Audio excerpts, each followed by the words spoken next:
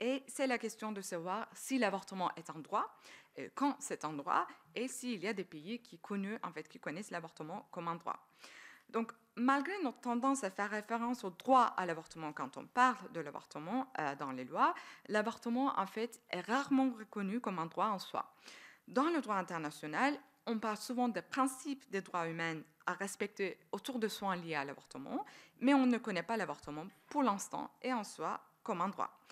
Pourtant, quelques pays dans le monde considèrent et traitent l'avortement comme un droit, et il s'agit souvent des pays soit post-soviétiques comme l'Arménie, Azerbaïdjan, Kazakhstan, Turkménistan et la Russie, ainsi que des pays où l'avortement a été récemment légalisé comme l'Argentine et le Népal, et finalement aussi le Vietnam et l'Islande.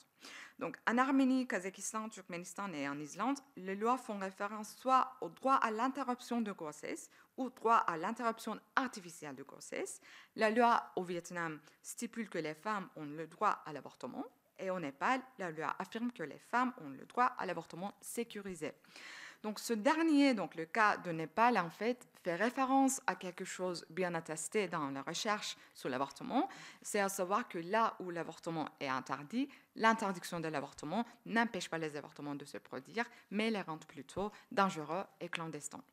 Donc en fait, ce qui reste aux lois et aux politiques publiques, si vous voulez, c'est de décider si les avortements seront pratiqués de manière sécurisée et non. Et c'est ce langage qu'on observe dans les lois au Népal.